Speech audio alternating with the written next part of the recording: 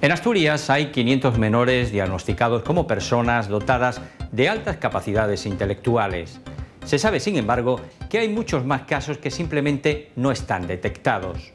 Lo que puede parecer una ventaja para la vida cotidiana realmente constituye un verdadero problema para ellos y sus familias. La escolarización de estos niños superdotados no es fácil, puesto que tienen unas necesidades educativas especiales. La Organización Mundial de la Salud reconoce a una persona superdotada cuando su cociente intelectual supera los 130 puntos. Lo normal está en 100. Mentes privilegiadas que no suelen encajar en una sociedad que con frecuencia les devuelve una mirada de incomprensión.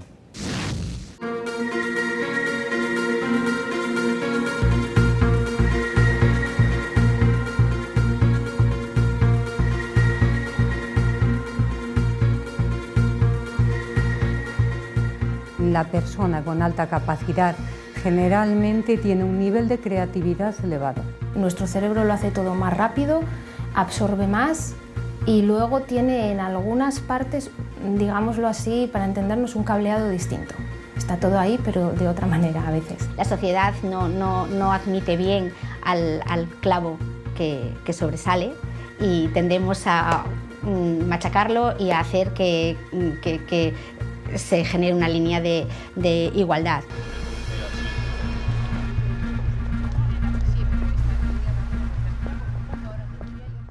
El desarrollo del cerebro no lleva un patrón estandarizado, es decir, todo lo que hay dentro del cerebro se desarrolla más rápidamente. Aprende y se interesa por las cosas de forma distinta, entonces hay que ayudarle. Allá donde no llega nadie, llegan ellos. No les sirven las respuestas convencionales. Exigen, por lo tanto, argumentos convincentes. Pero eso no significa que sean buenos alumnos ni niños felices. Incomprendidos porque la sociedad sabe muy poco de estas personas. Ellos mismos se sienten diferentes. Constituyen el 2,5% de la población. Personas dotadas de altas capacidades intelectuales. Con 2 años, guiándose por los dibujos de un manual de instrucciones, era capaz de construir pieza a pieza un mecano recomendado para niños de 6. Su capacidad de razonamiento mental está por encima de la edad emocional. Cuando tenía 3 años se puso muy triste durante una temporada al ver unas fotos antiguas porque se dio cuenta de que había abuelos que ya no estaban. Y nos vino muy triste diciendo, pues papá, no quiero crecer. No quiero hacerme mayor porque quiero estar con vosotros siempre. Se dio cuenta que si él crecía, nosotros iba a haber un momento que ya no íbamos a estar con él. En muchos momentos, los niños de su edad no les siguen con sus juegos. Se siente más cómodo con los adultos, en este caso con sus padres. La precocidad de Óscar se manifiesta a través de una visualización espacial muy elevada. ¿Me quitas las esposas? Sí, cariño. Nunca llegó a gatear, o sea, él pasó de no caminar a caminar directamente, o sea, ni gatear ni nada, y vamos, a partir de ahí ya como una moto. Enseguida ya aprendió a hablar. Fueron varias cosas, pero yo creo que una que ya fue, digamos, el detonante fue un día, bueno, pues jugando a los números con él, y fue capaz de entender, ya no solo de hacerlo, sino de entender el concepto del cálculo de una suma y el cálculo de una resta. Pues estamos hablando de... no tenía ni 3 años. La asociación APADAC reúne a padres de niños con altas capacidades de Asturias. Los apoyan en el aprendizaje, orientando asimismo a las 250 familias vinculadas a la entidad. Entre las labores que desarrollan está la erradicación de estereotipos.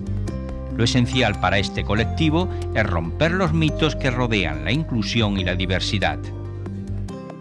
Que coloque la alta capacidad en el lugar que le corresponde dentro de la familia, es decir, que no todo gire a lo largo, alrededor de la alta capacidad intelectual o académica, sino que se preocupen mucho por el aspecto emocional, porque la alta capacidad es algo que va mucho más allá del aspecto académico, es una forma de ser, es una forma de vivir, y la alta capacidad va a acompañar a esa persona más allá del ámbito escolar, más allá de los 18 años.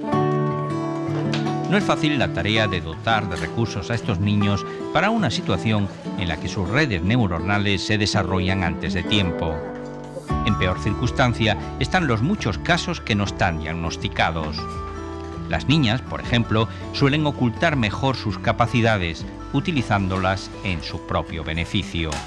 Las niñas tienden a ocultarse porque para ellas es más importante encajar socialmente que demostrar su capacidad. Entonces, por esa razón hay muchísimas niñas que sufren mucho porque no están correctamente identificadas. Pensar que el niño de alta capacidad es aquel que todo lo sabe, el que levanta la mano permanentemente, el que saca todos sobresalientes, que no tiene por qué ser, que hay muchísimos niños de altas capacidades ocultos que no demuestran su capacidad o que la demuestran de una forma diferente. No todas las personas de alta capacidad, pero la mayoría tenemos una cierta tendencia a la introversión, a la timidez, a la abstracción, y esas son todas características que casan muy bien con el carácter femenino o con lo que la gente espera del carácter femenino. Eva es economista y tiene 40 años, una vecina de Gijón que ha pasado largas temporadas en Estados Unidos y Suiza. Para ella, el principal problema es la percepción de la sociedad de la alta capacidad. Las singulares necesidades intelectuales son interpretadas como un rasgo de altivez por los demás. Jamás en toda mi vida le he contado a nadie, hasta hace un año, a una amiga que tengo desde hace casi 20, no le conté hasta hace un año que estaba diagnosticada en altas capacidades. Nunca se lo había contado, porque es una cosa que jamás le comento a nadie, porque me da la sensación de que sí, de que es un cierto gesto de engreimiento por mi parte, o que la gente va a interpretarlo así, como está diciéndome que es más lista. Adri, ¿te acuerdas cuando eras pequeño que no me dejabas dormir, despertándome a todas las horas, preguntándome pues, de qué color es el cerebro, cómo funciona un estómago, por qué dormís tanto en esta casa? Sí, claro que me acuerdo. Ya sabes de esa necesidad por profundizar y por satisfacer la curiosidad de uno, estar siempre pensando y planteándote nuevas preguntas.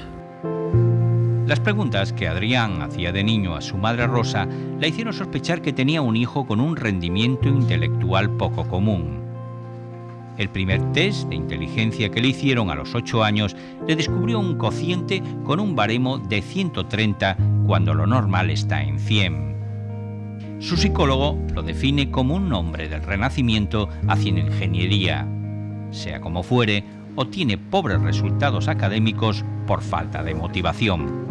Él era consciente desde muy pequeño de que sus intereses o su forma de pensar no era como los otros niños. Y entonces él me decía, mamá, es que yo soy 2 niños en uno.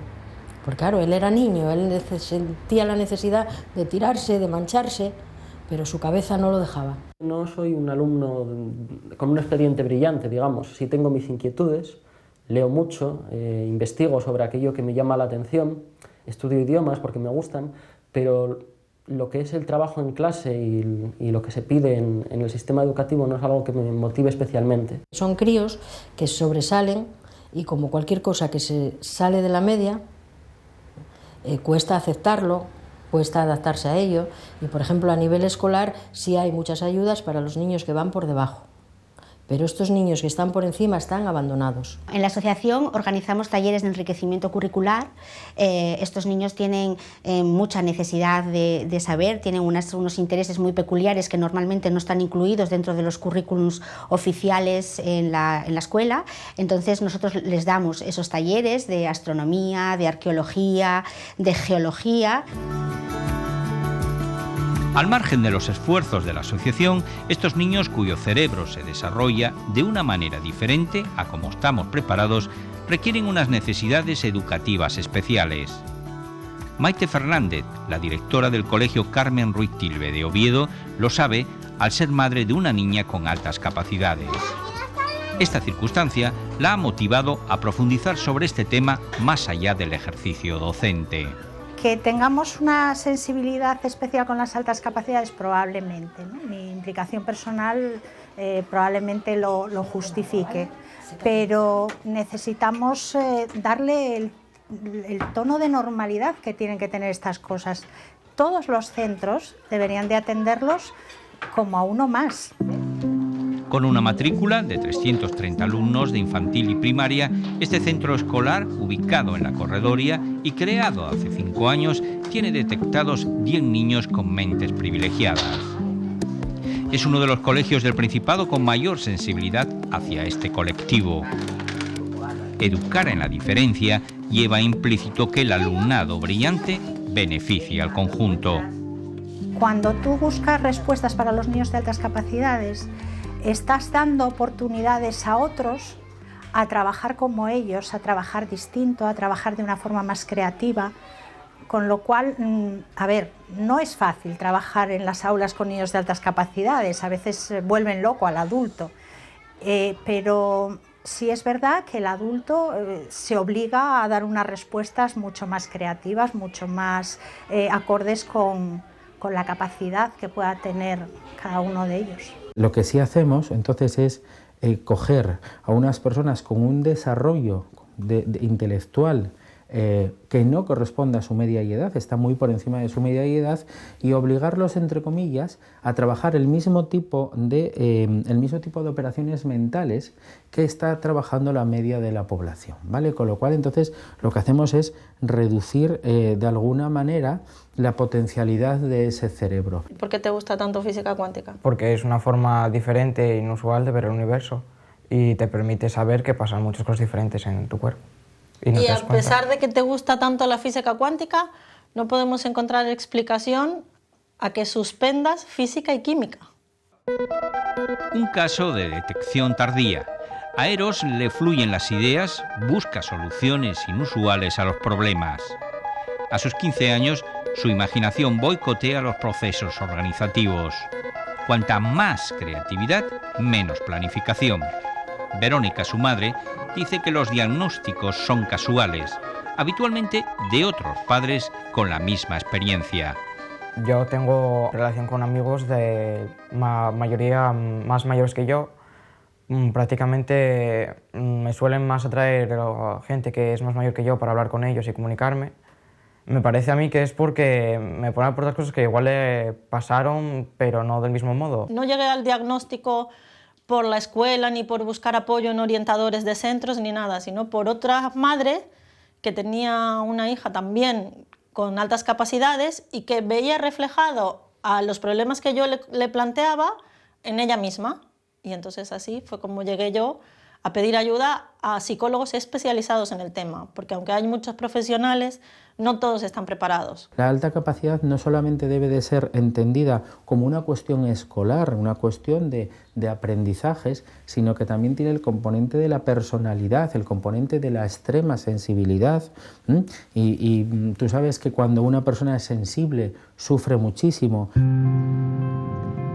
Lucía Recio es orientadora del IES Emilio Alarcos de Gijón, un centro pionero desde hace una década en programas de altas capacidades. Aquí se lleva a cabo una ampliación curricular en la que participan 24 alumnos. Se enriquece así académicamente a quienes destacan por tener un intelecto superior a la media.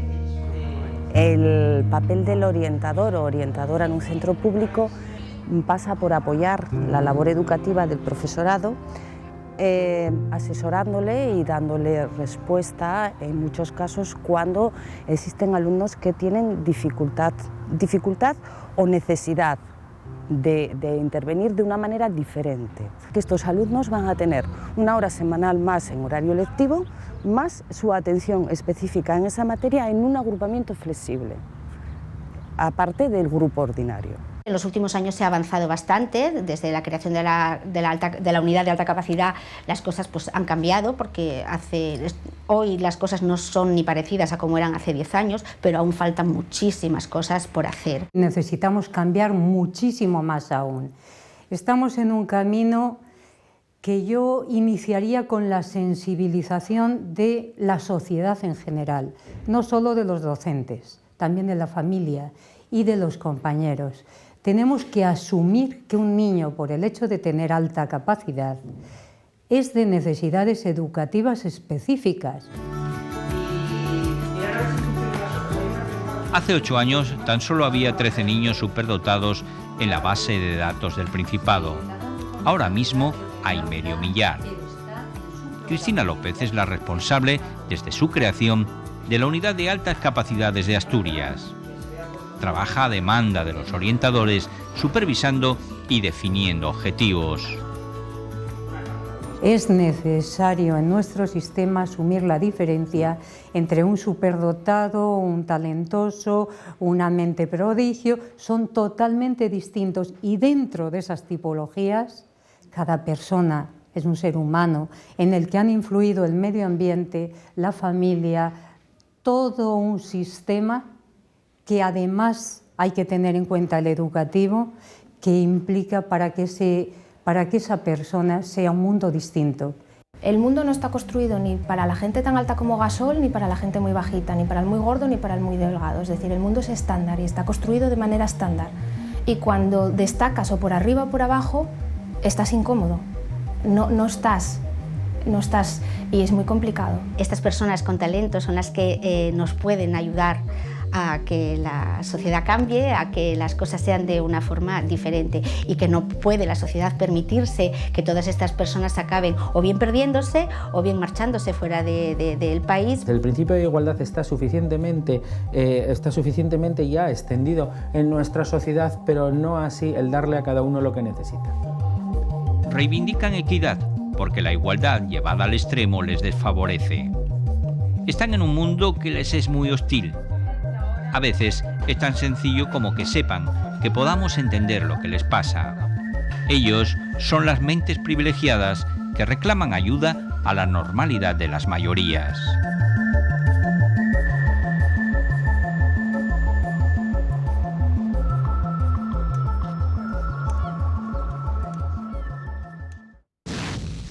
Es todo por hoy. Les recordamos que pueden seguir toda la información electoral de la jornada de votación, del recuento y de las reacciones del día después aquí en TPA, y que pueden volver a ver nuestros reportajes en nuestra página web en rtpa.es. Hasta la próxima semana.